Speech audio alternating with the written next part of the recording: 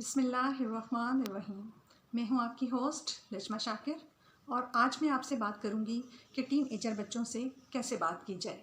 आम तौर पर माएँ ये शिकायत करती हैं क्योंकि वालिद के पास तो वक्त ही नहीं होता और अगर आएंगे भी तो अपने मोबाइल को देखते रहेंगे या टीवी देखते रहेंगे और अपने बच्चों को बहुत बॉदर नहीं कर रहे होते क्योंकि उनके कीमती होने का और अपने इस ताल्लुक़ को बचाने का अक्सर वालिद को एहसास नहीं होता। बच्चे उनके सामने पल रहे होते हैं, बढ़ रहे होते हैं और उनकी ख़राबी और बेहतरी का वालिद को अंदाज़ा नहीं होता। इन तमाम बातों का वालिदा को अंदाज़ा होता है कि उनके बच्चे जो बड़े हो रहे हैं वो किस तौर पर ग्रो कर रहे हैं।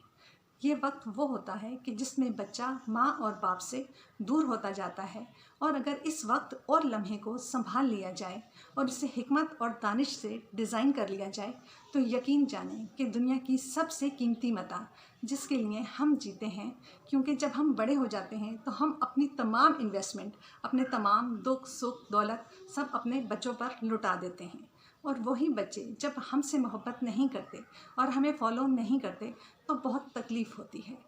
ये टीवी ड्रामे और फिल्में देखकर बहुत सी बच्चियाँ जो बड़ी हो रही होती हैं वो अक्सर अपने माँ बाप से नाराज़ हो जाती हैं और ख़ासकर अपनी माँ से, और बड़े आराम से कह देती हैं कि मामा मुझे अकेला छोड़ दें, मुझे प्राइवेसी चाहिए। इस जुमले के ज़हर का इन बच्चों को अंदाज़ा नहीं है, क्योंकि वालिदैन कभी सोच भी नहीं सकते कि बच्चे ये कहें कि हमें अकेला छोड़ दें, हमारे कमरे से चले जाएं। मेरा ख्याल है कि ये वो उम्र होती है कि जिसमें रिश्ता यूँ जुड़ जाता है जैसे कड़ी से कड़ी जुड़ जाती है, लेकिन यकीन माने कि ये रिश्ता रौब से नहीं जुड़ता। ये रिश्ता उसी वक्त जुड़ेगा कि जब माँ बच्चे को अपने एहसास की कदर करना नहीं सिखाएगी तो बच्चा माँ के करीब कैसे आएगा। ये रिश्ता उसी सूरत में मजबूत होगा कि जब माएँ अपना मामूल रीडिज़ाइन करेंगी। जब बच्चा स्कूल या कॉलेज से आए तो माएँ आमतौर पे उस वक्त उनके लिए खाना बना रही होती हैं और जब बच्चा आके सलाम करता है तो माएँ अपनी हांडी भूनते भूनते बच्चे को जवाब दे देती हैं। तो फौरी तौर पे उस वक्त माँओं को जो करना चाहिए वो ये है कि जब बच्चा या बच्ची आए उस वक्त उसको अपना लम्स दीजिए, उसको सीने से लगाएं, उसे प्यार करें और अपनी आँखों में मोहब्बत भर के उसे खुशामदीद कहें।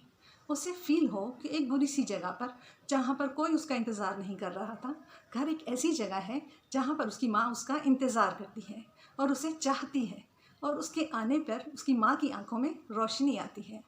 ये जो एहसासात का मैंने आपको बताया कि जब तक माँ बाप अपने ख्वाबों का, अपनी खुशियों का अपने बच्चों से इजहार नहीं करेंगे तो बच्चों को क्या मालूम कि हमारे माँ बाप ने हमसे क्या तवक्कुआत जोड़ रखी हैं।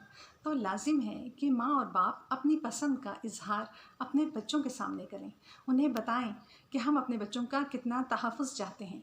जैसे हम अपने ज़ेवरात को डब्बे में बंद करके ताले में रखते हैं, इसी तरह से हमारे बच्चे हमारे लिए कीमती हैं और वालिदैन जो पाबंदी भी बच्चों पर लगाते हैं उसकी वजह यही है कि बच्चे वालिदैन के लिए कीमती हैं।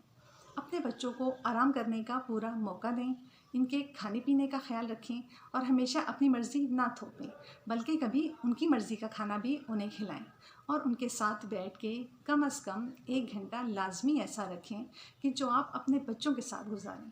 अपने ख़यालात, अगर आप माँ हैं तो अपने मियाँ के ख़िलाफ़ अपने बच्चों से हरगिज़ बात ना करें, क्योंकि बच्चे इस उम्र में आमतौर पे जजमेंटल होते हैं और वो सोचते हैं कि इन दोनों को एक होना चाहिए और एक दूसरे से मोहब्बत करनी चाहिए, और जब मोहब्बत में कमी होती है तो बच्चे डिस्टर्ब हो जाते हैं।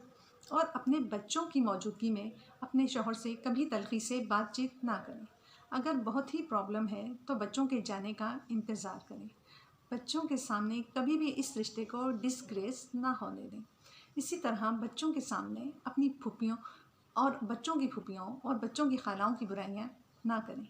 इस तरह बच्चा अपने ख़ानदान में घुल मिल नहीं पाएगा।